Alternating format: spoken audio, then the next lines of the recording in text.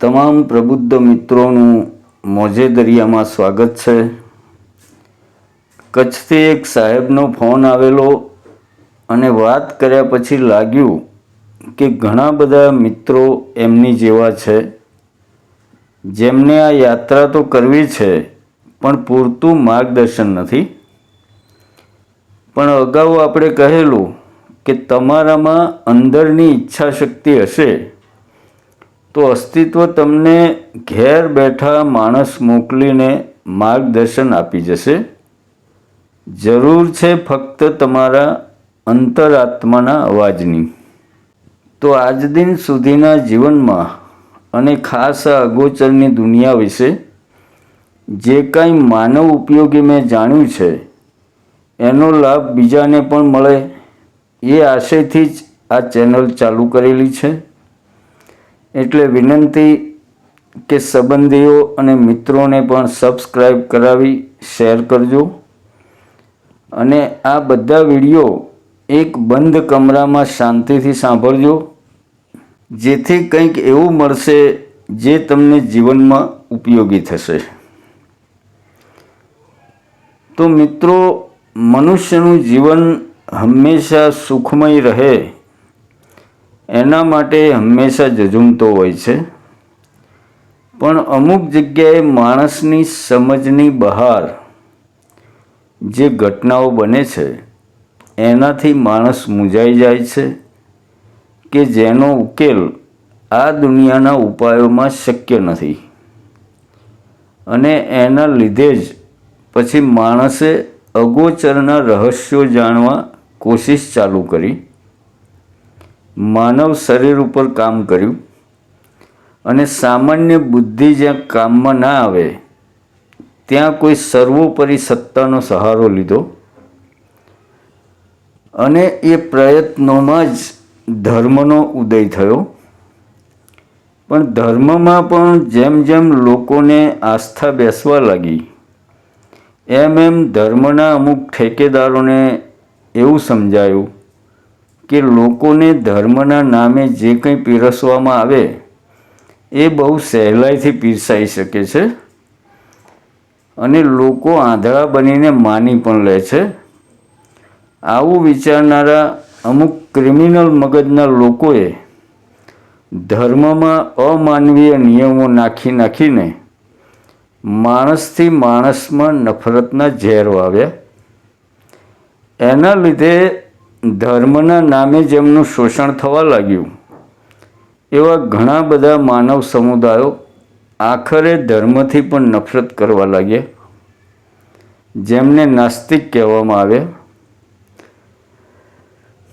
પણ ખરેખર માનવ કલ્યાણ માટે જે પ્રબુદ્ધ આત્માઓએ પોતાના જીવન ખર્ચ્યા એમનો એવો કોઈ આશય હતો નહીં। એટલે ધર્મને બાજુએ રાખીને કોઈ પણ માણસના જીવનમાં અગોચર દુનિયાની અસરો કેવી થાય છે એ જાણવામાં જ મને તો ઉત્સુકતા છે અને એમાં જેટલું પણ જાણવા મળ્યું એ જીવનને એક સારી દિશા આપે એવું લાગ્યું। એટલે આવો જોઈએ કે શું છે અગોચરની આલમ। તો જ્યાં તમારી માનવ બુદ્ધિ કામ કરતી બંધ થઈ જાય ત્યાંથી અગોચરની યાત્રા શરૂ થાય। આપણે આગળના એપિસોડમાં વાત કરેલી કે માઇકલ ન્યૂટન નામના હિપ્નોથેરાપિસ્ટની એક બુક છે, જર્ની ઓફ સોલ, આત્માની યાત્રા। એમાં એમણે મિત્રો અલગ અલગ માણસોને હિપ્નોટાઇઝ કરી એમને ઊંડા ટ્રાન્સમાં લઈ જઈ એમના આગળના જન્મમાં જ્યાં મોત થયેલું અને એમાં જે અનુભવ હતા મૃત્યુ બાદ એ જાણવા કોશિશ કરેલી। એની વાત જોઈએ। આ એટલા માટે પણ જરૂરી છે કે આપણે એવું માની બેઠા છીએ કે આપણું મૃત્યુ થઈ જાય પછી કોઈ પ્રેતાત્મા બની જાય એ બહુ બિહામણું હોય, જેના લીધે ભૂત પ્રેતના ડર લાગ્યા કરે। પણ હકીકતમાં એવું નથી, કારણ કે મરનાર માણસ તમારી સાથેના જ આત્મા હતા એ એટલા બધા ક્રૂર ક્યાંથી બની જાય? તો આવો જોઈએ પ્રેતાત્મા શું છે અને કેવી રીતે કઈ દુનિયામાં જીવે છે અને શું કામ કરે છે. તો પહેલાં સમજીએ મિત્રો કે હિપ્નોથેરાપિસ્ટનું કામ શું છે. તો ધારો કે તમને કોઈ શરીરમાં ક્યાંય દુખાવો રહ્યા કરે, તમે ઘણા બધા ડૉક્ટરને બતાવ્યું, ઘણી બધી દવાઓ ખાધી, છતાંય દુખાવો જો ના મટે એટલે તમે હિપ્નોથેરાપિસ્ટના ત્યાં જાઓ એટલે એ તમને સુવડાવીને હિપ્નોટાઇઝ કરે અને તમને તમારા જીવનના ભૂતકાળમાં લઈ જાય. એમ કરતાં કરતાં એ તમને તમારા આગળના જન્મમાં લઈ જાય. હવે તમારે આગળના જન્મમાં જવું હોય તો તમારું ક્યાંક મૃત્યુ થયું હોય તો જ તમે આગળના જન્મમાં જઈ શકો. એટલે એ જન્મ તમારો ઊંધેથી ચાલે. જેમ કે પહેલાં તમારું મૃત્યુ દેખાય અને તમારા આત્માએ મૃત્યુ પછી જે યાત્રા કરી એનો અનુભવ તમને થાય અને હિપ્નોથેરાપિસ્ટ જે ડૉક્ટર હોય એ તમને પૂછતા જાય કે જુઓ હવે તમે ક્યાં છો, તમે શું કરો છો, આજુબાજુ શું છે. અને જે વ્યક્તિને હિપ્નોટાઇઝ કરેલી હોય ને એ વ્યક્તિ ડૉક્ટરનો અવાજ સાંભળીને જવાબ આપતો જાય. આ પ્રક્રિયામાં મિત્રો આગળના જન્મમાં તમને ક્યાંક વાગ્યું હોય અને એનો દુખાવો જો આ જન્મમાં પણ પીછો કરતો હોય તો ઘણીવાર એવું બને છે કે એકવાર ફરી તમે એ અનુભવ કરી લો એટલે ઘણાને એ દુખાવા મટી પણ જતા હોય છે. તો આવા જ એક હિપ્નોથેરાપિસ્ટ હતા માઇકલ ન્યૂટન. ઘણા બધા વ્યક્તિઓને એમના 2 જન્મની વચ્ચે લઈ જઈ અને જ્યારે એ શરીર વગરના આત્મ સ્વરૂપમાં હોય ત્યારે એ જગત કેવું છે, તમારી સાથે બીજા કોઈ આત્મા છે કે નહીં, આવા ઘણા બધા સવાલો કરીને એમણે એ આત્માઓ દ્વારા જાણ્યું કે જે આપણે ભગવાનની કે આ અસ્તિત્વના ક્રિએટરની જે કંઈ વાત કરીએ છીએ પણ હકીકતમાં એવું પણ નથી. એમણે ઘણા બધા લોકો ઉપર પ્રયોગ કર્યા. એમાં જાણવા મળ્યું કે દરેક મનુષ્ય, કોઈ પણ મનુષ્ય કદી મરતો નથી કે કદી જન્મ પણ લેતો નથી. દરેક મનુષ્ય મૃત્યુ બાદ એની સ્થૂળ બોડીમાંથી નીકળી જઈ બ્રહ્માંડમાં જાય છે અને જેવો એ એનું શરીર છોડે છે એનું સ્વાગત કરવા અગોચરની દુનિયાના ઘણા બધા આત્માઓ તૈયાર જ હોય છે. એમાં એવા સગાવાલાઓ પણ હોય છે જેમને તમે બહુ પ્રેમ કરતા હતા અને એ બધા દ્વારા એટલા બધા પ્રેમ અને દયાથી તમારો સ્વીકાર કરવામાં આવે છે કે તમે તમામ નીચેના સંબંધો ભૂલી જાઓ છો. અને એવું નથી કે સારા આત્માઓ માટે જ દયા હોય છે. પૃથ્વી પર જે લોકોના કામ મારપીટ અને ઝઘડા કરવાના રહ્યા હતા એવા આત્માઓનું પણ ત્યાં એટલા જ દયા અને કરુણાથી જ સ્વાગત કરવામાં આવે છે. અને એ સામેના આત્માઓનું આકર્ષણ એટલું ગાઢ હોય છે, તમને તો એવું જ લાગે કે હાશ, હવે આપણે પોતાના ઘેર આવી ગયા. એટલે તો સંતો કહે છે ને મિત્રો કે પૃથ્વી એ તમારું ઘર નથી, અહીં તો તમે બસ ફરવા આવ્યા છો. એટલે માઇકલ ન્યૂટનને આત્માઓએ જે વાતો કરી એ મુજબ તમે શરીર છોડી દીધા પછી એક પ્રકાશપુંજમાં બદલાઈ જાઓ છો, વિદ્યુત તરંગ જેવા બની જાઓ છો. તમારી પાસે તમારા સિવાય બધું જ હોય છે, વિચારો, લાગણીઓ એ બધું જ, સિવાય કે તમારી બોડી નથી હોતી. અને પછી શરૂ થાય છે તમારી અગોચરની યાત્રા.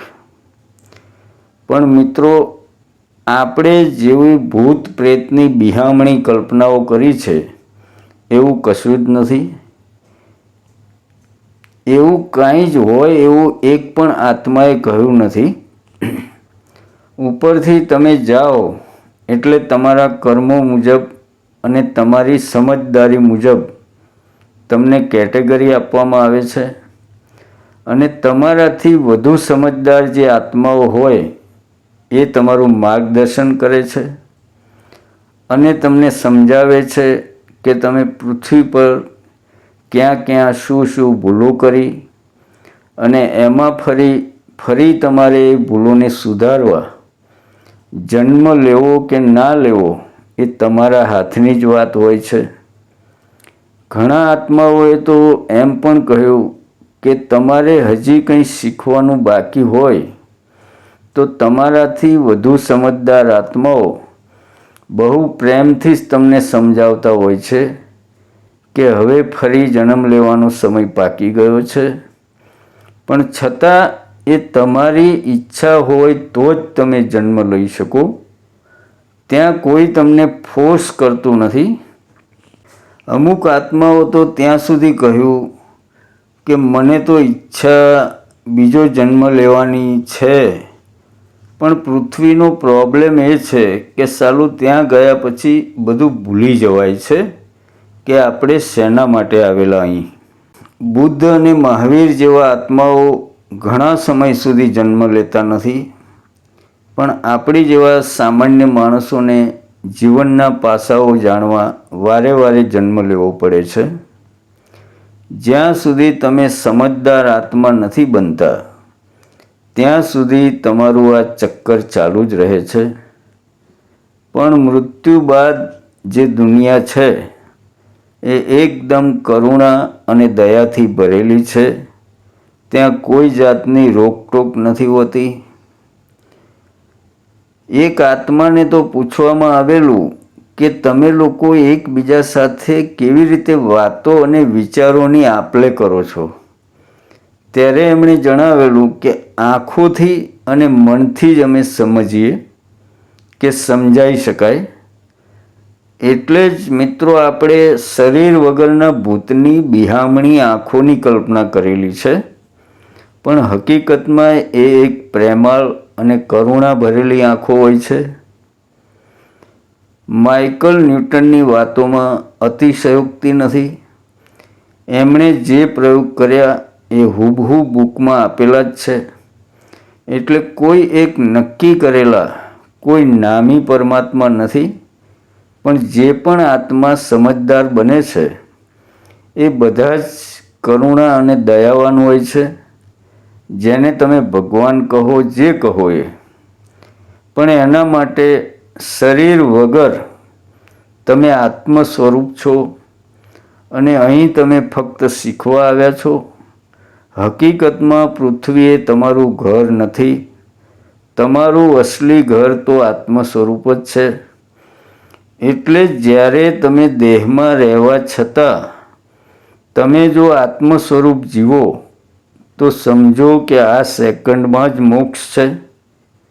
તમે આજથી માની લો મિત્રો કે તમારી પાસે શરીર છે જ નહીં,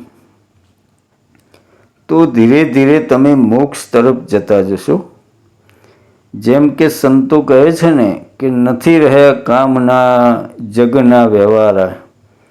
એટલે સંસાર તમને પરદેશ જેવો લાગવા લાગે તો સમજવું કે તમે મોક્ષ તરફ જઈ રહ્યા છો.